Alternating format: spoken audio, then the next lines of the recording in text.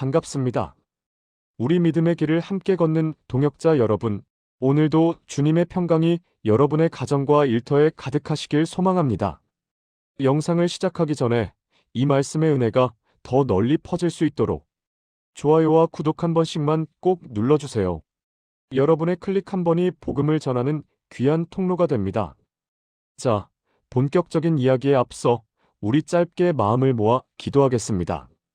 사랑과 은혜가 풍성하신 하나님, 오늘 우리는 요셉의 삶을 통해 우리 인생의 어두운 터널을 어떻게 지나야 할지 배우고자 합니다. 억울한 일을 당했을 때, 유혹이 찾아왔을 때 우리가 붙들어야 할 진리가 무엇인지 깨닫게 하옵소서. 이 시간을 통해 낙심한 영혼이 힘을 얻고 다시 일어설 용기를 얻게 하여 주시옵소서. 예수님의 이름으로 기도드립니다. 아멘. 오늘 우리가 함께 나눌 말씀은 창세기 39장입니다. 요셉이라는 인물은 참 파란만장한 삶을 살았습니다. 아버지의 사랑을 독차지하던 금수저 아들이 형들의 시기 질투로 인해 애굽의 노예로 팔려갑니다. 50대 이상 우리 성도님들은 이 대목에서 가슴 한구석이 아릿하실 겁니다. 우리 인생도 그렇지 않습니까?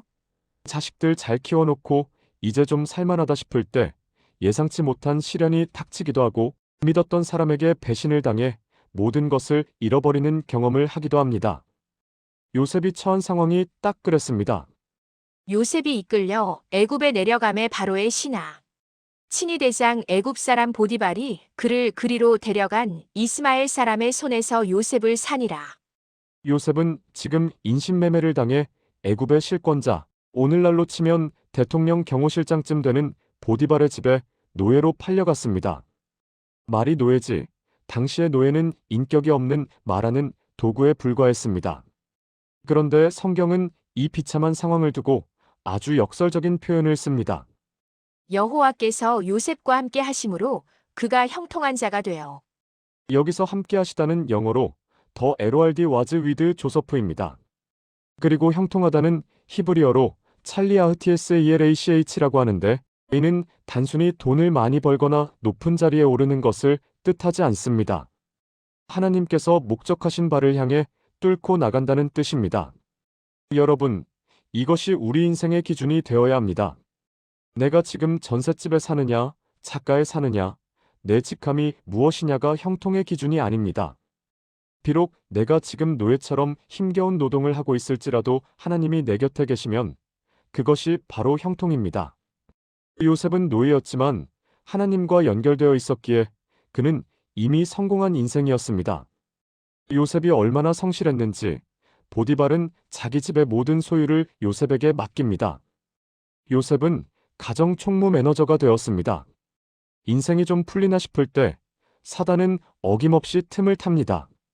바로 보디발의 아내가 등장합니다. 성경은 요셉이 용모가 빼어나고 아름다웠더라 웰 마이너스 빌트 언드 핸섬고 기록합니다.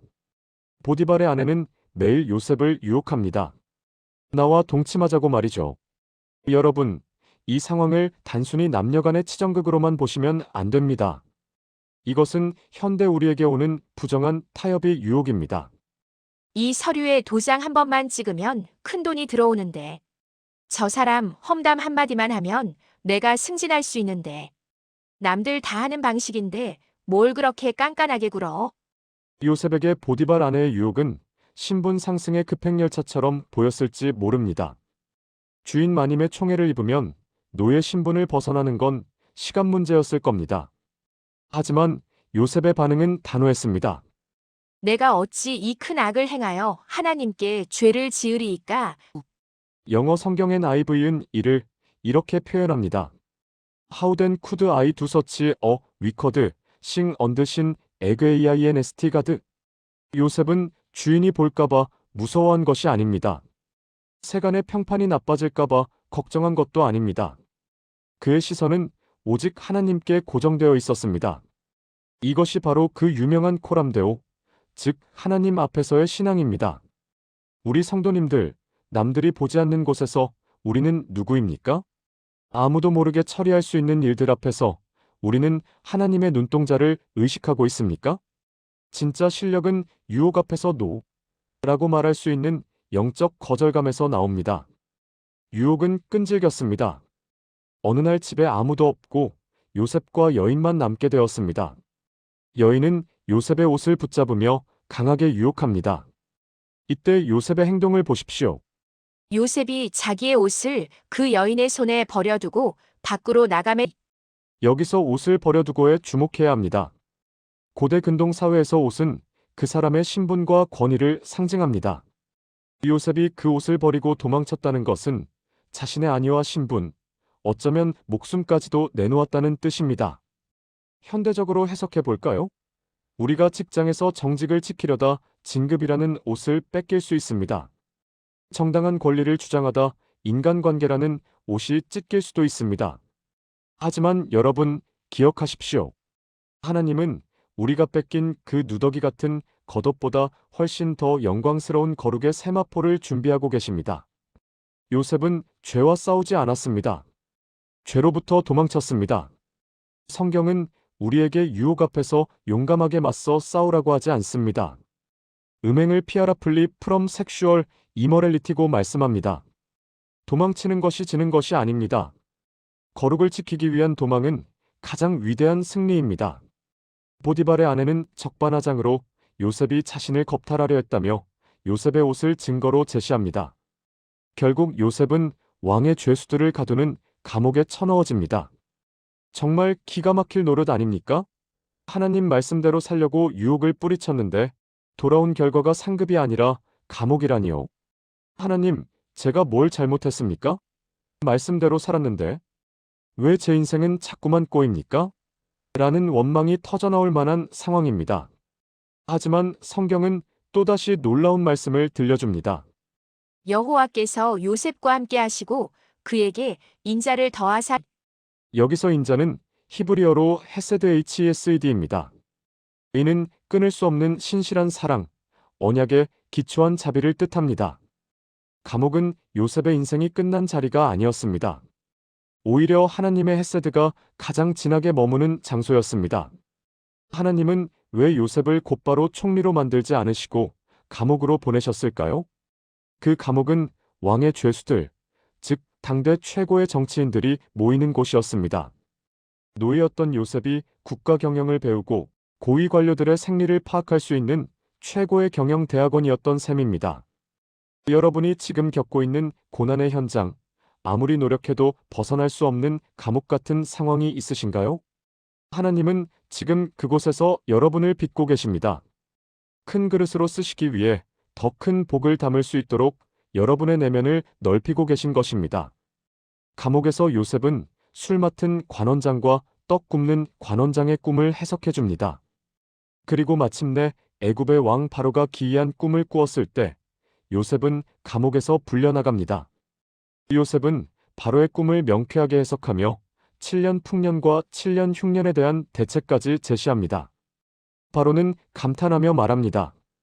이와 같이 하나님의 영에 감동된 사람을 우리가 어찌 찾을 수 있으리요?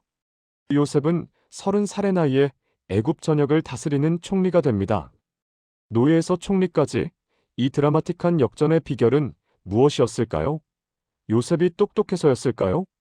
아니면 운이 좋아서였을까요? 아닙니다. 요셉이 바로 앞에 섰을 때 했던 말을 기억하십시오. 내가 아니라 하나님께서 바로에게 편안한 대답을 하시리이다. 그는 끝까지 자기를 드러내지 않았습니다. 성공의 자리에서도 그는 여전히 하나님 앞에서 살고 있었습니다. 사랑하는 동역자 여러분, 요셉의 파란만장한 이야기가 오늘 우리에게 주는 교훈은 무엇일까요? 첫째, 상황에 속지 마십시오. 요셉은 보디발의 집에서도 감옥에서도 하나님이 함께 하셨기에 형통한 자였습니다. 지금 여러분의 통장 잔고가 비어 있고 몸이 아프고 자식들이 속을 썩인다고 해서 여러분이 실패한 것이 아닙니다. 하나님이 여러분과 함께 하신다면 여러분은 지금 가장 완벽한 길을 가고 있는 것입니다. 둘째, 거룩이 진짜 실력입니다. 보디발의 아내와 적당히 타협했다면 요셉은 평생 비선 실세 노예로 살다 끝났을 겁니다. 하지만 그는 거룩을 택했기에 대제국의 총리가 되었습니다. 당장의 이익을 위해 양심을 팔지 마십시오. 하나님은 정직한 사람을 결국에는 높이 들어 쓰십니다. 셋째, 기다림의 시간을 찬송으로 채우십시오. 요셉이 감옥에서 보낸 시간은 버려진 시간이 아니었습니다. 하나님이 그를 준비시키시는 인큐베이팅의 시간이었습니다. 혹시 지금 인생의 감옥에 갇힌 것 같아 답답하신가요? 그때가 바로 하나님의 기적이 임박한 때입니다. 원망 대신 감사를, 불평 대신 기도를 쌓으십시오. 동역자 여러분, 요셉을 지키셨던 그 하나님이 오늘 여러분의 하나님이십니다. 요셉의 인생을 역전시키셨던 그 손길이 지금 여러분의 삶을 붙들고 계십니다. 하나님은 결코 서두르지 않으시지만 결코 늦으시는 법도 없습니다. 오늘 이 말씀을 가슴에 새기고 요셉처럼 당당하게 세상을 이겨내시길 주님의 이름으로 축복합니다. 오늘 나누어드린 요셉의 이야기가 여러분의 마음속에 작은 위로와 희망의 씨앗이 되었기를 바랍니다. 혹시 지금 여러분의 삶 속에 요셉의 감옥처럼 답답하고 억울한 상황이 있으신가요? 혼자 끙끙 앓지 마시고 댓글로 짧게나마 고민을 나누어 주세요. 제가 하나하나 읽어보고 여러분을 위해 간절히 중보기도 하겠습니다. 제가 다음에 어떤 주제로 여러분을 찾아뵈면 좋을까요? 자녀를 위한 기도, 노후의 불안을 이기는 법, 혹은 성경 속 또 다른 역전의 주인공, 이야기 등 여러분이 듣고 싶은 주제가 있다면 말씀해 주세요. 여러분의 의견을 담아 더 깊고 풍성한 말씀으로 돌아오겠습니다. 오늘도 주님 안에서 평안하십시오. 여러분은 혼자가 아닙니다. 주님이 함께 하십니다.